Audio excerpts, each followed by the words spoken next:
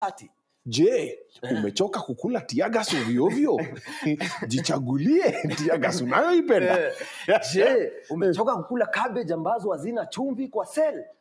Jaribu Obina Police Station. Tunakupikia chakula kama vile chips.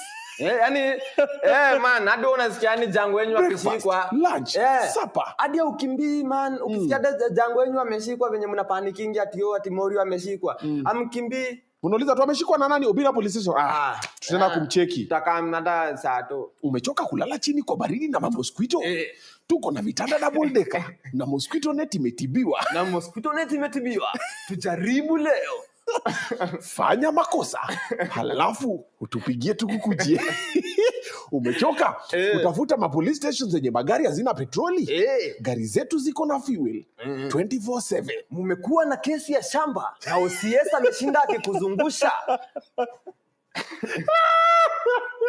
Ni wakati sasa wa mabadiliko. Jaribu Obina Police Station. Mabadiliko, mambo leo.